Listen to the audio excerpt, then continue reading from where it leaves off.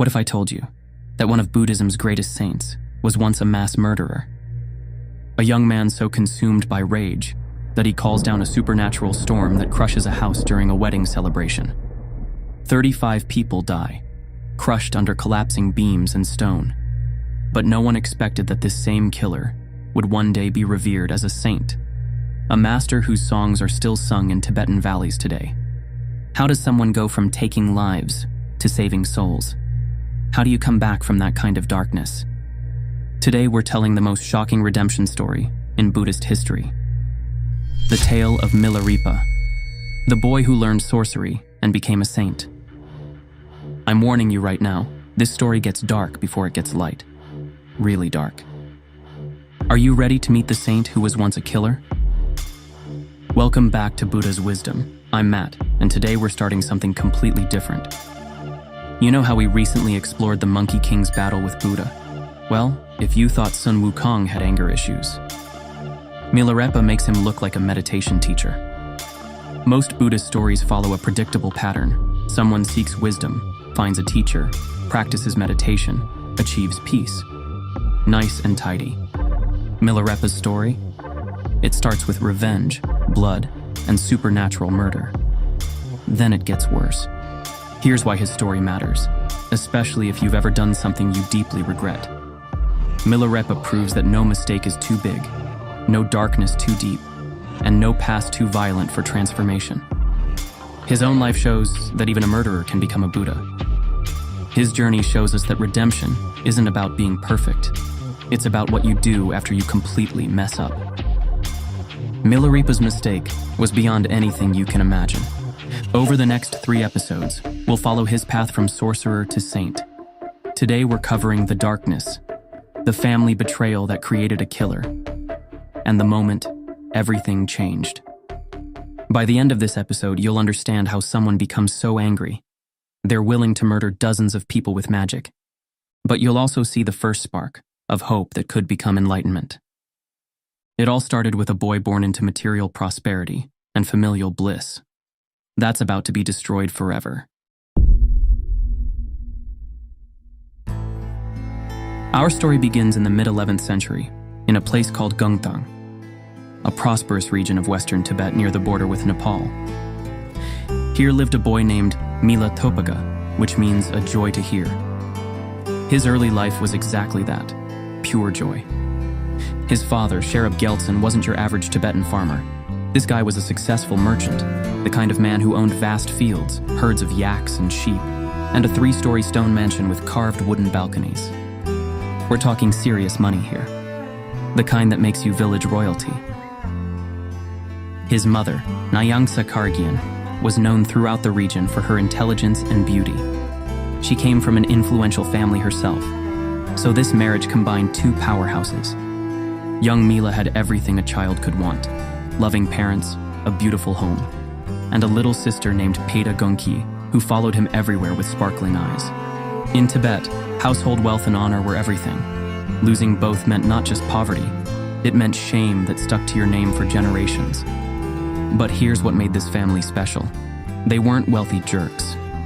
Sherab Gyaltsen was respected because he was fair and generous. He helped struggling farmers through harsh winters, settled disputes with wisdom that impressed village elders, and was considered a pillar of the community. The villagers would nod respectfully when the family passed. Children would bow to Mila's father. Merchants would seek his advice on trade routes and fair prices. For 7 years, Mila lived in this bubble of security. He thought this was how life worked. You had family, you had wealth, you had respect. He had no idea that life could be cruel, but then everything changed in a single devastating week. Sherab Gyaltsen fell ill with a fever that wouldn't break. His strong body, which had survived mountain winters and dangerous trade expeditions, began to waste away before their eyes. In those days, there were no hospitals, no medicine, no way to fight whatever was consuming him from within. As he lay dying, knowing his time was running out, Sherab Gyaltsen made a decision that would doom his family. He called his brother and sister-in-law to his bedside. "Promise me he whispered with his final breaths. "You'll protect my wife and children.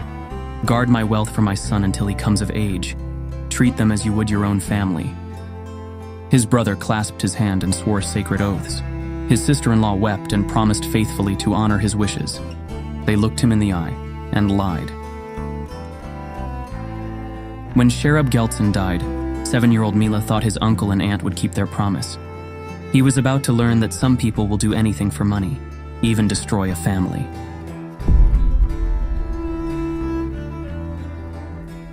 The transformation began the day after the funeral. Mila's uncle and aunt didn't waste time. The uncle moved into the family mansion like he owned it. Because suddenly, he did. "We need to manage the estate properly," the uncle announced to the gathered villagers. For the boy's own good, of course. The villagers nodded. It seemed reasonable, responsible even. What the villagers didn't see was what happened behind closed doors. First, the uncle took control of the fields, then the livestock, then the servants. Within weeks, everything that belonged to Mila's family now belonged to his uncle. But here's the truly evil part. The uncle and aunt didn't kick the family out. That would have been too obvious. Instead, the uncle turned Mila, his mother, and little sister Pita into servants in their own home. When I first heard this story, I couldn't believe it. Yesterday, you're the son of the richest man in the village. Today, you're scrubbing floors for the people who stole everything from you. Mila's mother went from being the lady of the house to washing clothes by the river. This proud, intelligent woman was forced to bow her head and serve the very people who destroyed her life. Little Pita went from playing with silk dolls to hauling water buckets that were too heavy for her small hands. The light slowly faded from her eyes as she watched her family's dignity crumble. As for Mila himself, years later, he described it like this: "Our food was food for dogs. Our work was work for donkeys, forced to toil without rest. Our limbs became cracked and raw, with only poor food and clothing. We became pale and emaciated." It's impossible to imagine. Your own relatives, making you live like an animal. But the worst part wasn't the physical suffering, it was the humiliation. Every day, villagers would see this once proud family reduced to beggars in their own home. And slowly, the villagers' sympathy turned to indifference. People have their own problems. Family disputes become uncomfortable. It's easier to look away. Meanwhile, Mila's uncle and aunt threw parties with stolen money, wore fine clothes bought with stolen wealth, and acted like generous benefactors to the community. For 3 years, Nyangsa Kargyen tried to reclaim what belonged to her family. She appealed to village elders. She showed them her husband's will. She begged for justice. But corrupt people are often very good at covering their tracks. The uncle had convinced everyone that he was managing the estate responsibly, that Mila was too young to handle such wealth. Nobody wanted to get involved, especially when the uncle had all the money and all the power. With each rejection, Nyangsa Kargyen's heart grew darker. Then came the final humiliation. One market day, after her latest appeal was dismissed, Nyangsa Kargyen gathered her courage and confronted her brother-in-law publicly. In front of the entire village, she demanded he return what he had stolen. "You promised my dying husband," she cried. "You swore to protect his children." The uncle's response? He laughed. Actually laughed in her face. Then he had her dragged away and thrown into the dirt like garbage. As Mila watched his mother lying in the dust, his sister crying, and the villagers turning away in embarrassment, the boy he had been died. His childhood was over, his innocence was dead, and in its place a terrible anger began to grow. That night would change everything.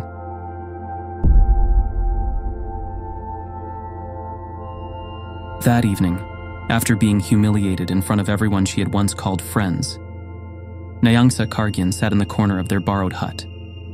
Her hands were dirty, her clothes torn, her pride shattered. But her eyes burned with a dangerous desperation. She looked at her teenage son, this boy who had once been destined for greatness, now reduced to rags and shame. "Mila," she said quietly, "I have tried everything, every legal path, every appeal, every plea for justice." Her voice grew harder with each word. "Your father's brother has stolen our life, our dignity, our future. and the law has abandoned us." Mila had never heard his mother speak like this before. It frightened him. "There is only one option left," she continued. "Revenge. Now you have to understand. This wasn't some movie moment where the hero decides to learn martial arts. This was medieval Tibet. When people talked about revenge, they meant darker arts. They meant magic, black magic. "I want you to learn sorcery," his mother said.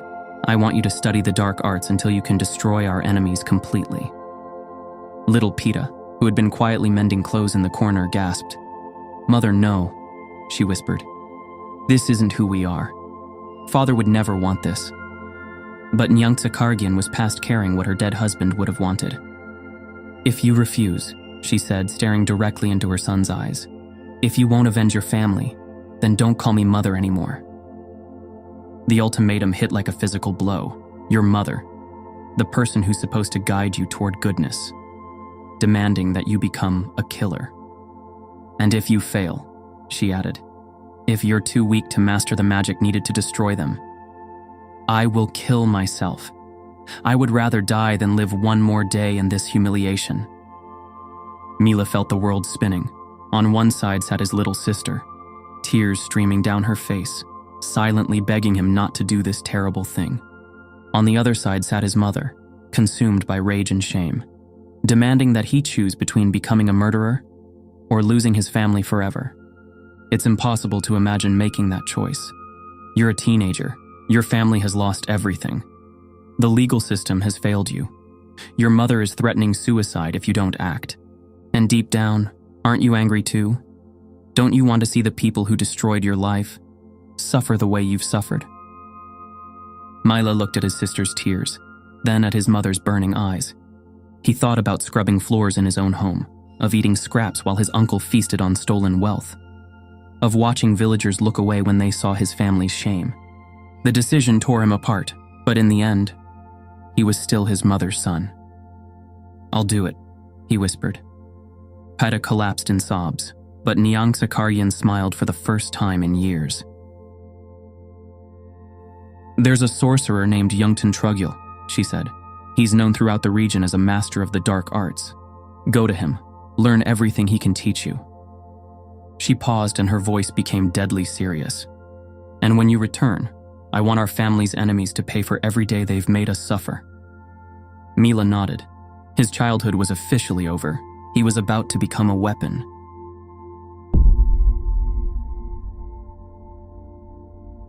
So Mila left everything he had ever known and set out to find the most dangerous man in Tibet. Some say the black arts he would study came not from Buddhism, but from Bon, Tibet's ancient shamanic tradition. Here, death wasn't feared. It was a power to be summoned. When he finally reached Yungten's dwelling, it looked ordinary enough. A simple stone house in a remote valley. But there was an aura of wrongness about the place. The air was too still. Birds didn't sing nearby. Yungten Trugyul was a small, quiet man with eyes that seemed to look right through you. He listened to Mila's story without interruption. The stolen inheritance, the public humiliation, the mother's ultimatum. When Mila finished, Yungten was silent for a long moment. "You want to learn sorcery for revenge," he finally said. "Do you understand what that means?" Mila nodded, though honestly, he had no idea. Real magic isn't about waving your hands and making things happen. Real magic is about making bargains with forces beyond human understanding. And those forces always demand payment. Mila asked what kind of payment. Sometimes your health, sometimes your sanity, sometimes pieces of your soul that you'll never get back. Yungten studied this desperate young man and spoke words that felt ancient. "When you deal in curses, boy, know that you must wear them home." But Mila was past caring about the cost. Every night, he thought about his mother's threat, about his sister's tears, about the humiliation that demanded justice. So his education in darkness began. For months, he studied forbidden texts written in languages that predated Buddhism's arrival in Tibet. He learned to draw protective circles with chalk made from bones. He memorized incantations that made his throat burn. But this wasn't like learning history or poetry.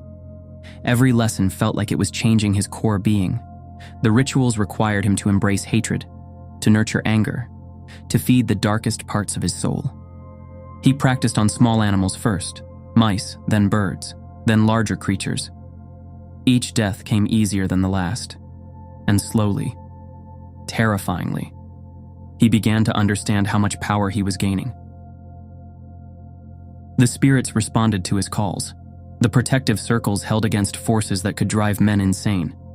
His teacher watched with a mixture of pride and fear. Finally, the night came for the ultimate test. Mila stood in the center of a circle, drawn with ash from cremated criminals. Around him were symbols that hurt to look at directly. In his hands was a ritual dagger that seemed to absorb light. For hours, he chanted incantations in the ancient tongue. He called upon spirits whose names cannot be spoken in daylight. He offered pieces of his own life force as payment for what he was about to unleash. And then, an entity answered. The air became thick as water.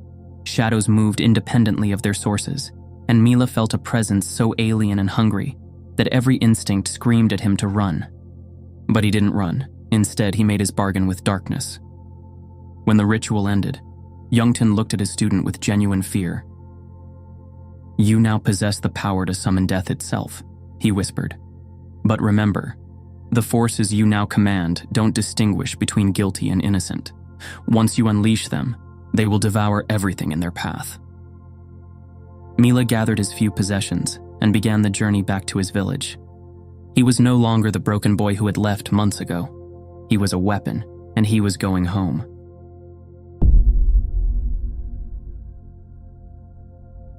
When Mila returned to his village after months away, nobody recognized him at first. The magic had changed him.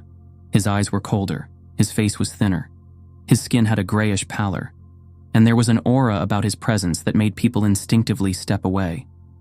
Even little Peta, when she first saw him, whispered, "Brother, what have they done to you?" But he wasn't there for reunions. He was there to complete a promise, and fate, or maybe darker forces, had given him the perfect opportunity. His uncle's son was getting married. The entire extended family had gathered for a massive celebration. 35 people crowded into the house that had once belonged to Mila's father, eating food bought with stolen money, celebrating with wine purchased through stolen wealth. The uncle and aunt had no idea that death was watching them from the shadows. Mila found a secluded spot on the hillside overlooking the house. He could hear their laughter, their songs, their joy. For a moment, he hesitated. These weren't all evil people. Some were relatives who had come for a wedding, children who had done nothing wrong, young couples starting their lives together. But then he remembered his mother's ultimatum, the public humiliation, the stolen inheritance, the promise he had made, and any mercy he might have felt died. He began the ritual. First, he drew the protective circle with ash he had carried from Youngton's lair. Then he placed the cursed objects at specific points, each one consecrated with blood and hatred. As the sun set behind the mountains, he began to chant. The words that came from his mouth weren't human language. They were sounds that predated civilization, syllables that existed in the spaces between nightmares. With each verse, the air around him grew thicker, darker, and then he called upon the entity he had bargained with. "I offer you this feast," he whispered in the ancient tongue. 35 souls, in exchange for the justice that was denied to my family." For a moment, nothing happened. Then the temperature dropped 20 degrees in seconds. Inside the house, the celebration suddenly went quiet. Someone screamed that the walls were moving. Others pointed at shadows crawling across the ceiling like living things. But that was only the beginning. Mila raised his ritual dagger toward the sky and spoke the final words of the spell. What happened next defied every law of nature. The clear evening sky suddenly boiled with black clouds. Wind that hadn't existed moments before began howling, and from those impossible clouds came hail. But this wasn't ordinary hail. These were massive chunks of ice, the size of human skulls. Each one fell with impossible force, guided by supernatural hatred. The first hailstone smashed through the roof like it was made of paper. The second crushed a supporting beam. The third, and fourth, and dozens more, began systematically destroying the house. The sound was indescribable, cracking wood, screaming wind, human voices raised in terror. Inside, 35 people who had been celebrating moments before were now trapped in a nightmare. Some tried to run, others hid under tables. Nothing mattered. The supernatural storm was methodical, relentless, and standing in his ritual circle, Mila watched it all with cold satisfaction. This was justice. This was what his family's enemies deserved. The storm lasted exactly as long as the ritual required. When Mila spoke the final word, the wind stopped. The clouds vanished. The hail ceased falling. And in the sudden silence, nothing moved in what had once been a house. 35 people, gone. Only 2 figures emerged from the wreckage. His uncle and aunt, somehow spared by forces that Mila would never understand. Perhaps the spirits wanted them to live with the loss. Perhaps their suffering was more valuable than their deaths. The uncle and aunt staggered through the ruins, calling out names of family members who would never answer. Some say it was supernatural, others believe a natural storm struck at the worst possible moment. But what matters is this. In the hearts of villagers, it became a curse, and MILAREPA, its architect. But as Mila stood there, watching his uncle and aunt weep over the destruction, he felt no satisfaction. He felt empty. When he returned to their small hut, his mother was waiting. "Did you do it?" she asked. He nodded. For 3 days she reveled in their enemy's destruction, but then she saw a young woman weeping over the ruins where her new husband had died. A husband whose only crime was being related to the wrong family. That's when the reality hit her. They hadn't punished the guilty. They had slaughtered innocents.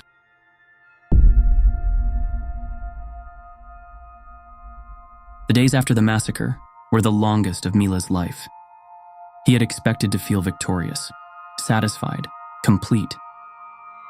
Instead, he felt hollow, like his essential self had been carved out and could never be replaced. The village was in mourning. 35 families had lost loved ones in a single night. Children cried for parents who would never come home. Parents wept over children who had died for someone else's crimes. And Mila, the architect of all this suffering, found that revenge tasted like ashes. One evening, as Mila sat staring at nothing, his little sister Pita approached him. Her eyes were red from crying, not for the dead, but for what her brother had become. "What have you become?" she whispered. The question hit him like a physical blow. What had he become? He had started as a victim, a boy whose family had been destroyed by greed and cruelty, someone deserving of sympathy and justice. But somewhere along the path of revenge, he had transformed into a destroyer. A killer, a destroyer of families, someone who had caused more suffering than had ever been inflicted on him.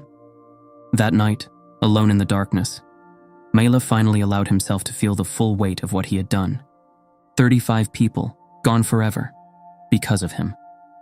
Families destroyed because of his magic, a community traumatized because of his thirst for vengeance. In Buddhism, karma isn't moral accounting, it's momentum. And Mila's momentum was now deadly, rolling fast toward an even darker fate. He thought destroying the house would bring peace, but he had been chasing illusions, shadows that only deepened his pain.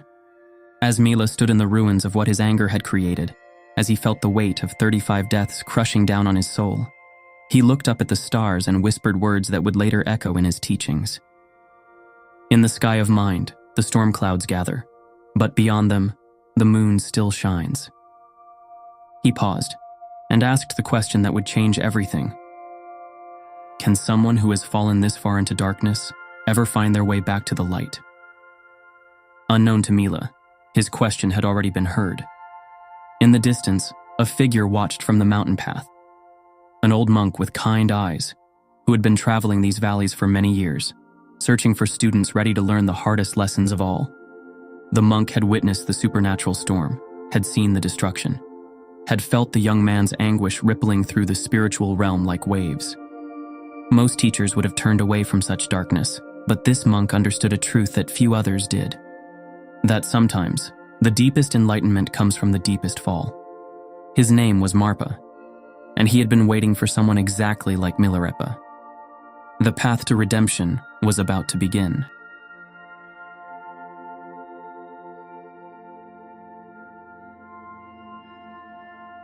Can someone who has committed terrible acts ever find redemption?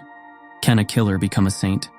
That's the question we'll explore in part 2, when Mila meets the most demanding teacher in Buddhist history, a master who will break him down completely before building him into something extraordinary. But I want to know, have you ever done something you deeply regret? Something that made you question who you really are? Leave a comment below. Sometimes the path to healing starts with admitting we need it. If MILAREPA's story resonates with you, if you believe that redemption is possible even for the worst among us, then subscribe and stay with us on this path. Because the light is coming, but not before more darkness.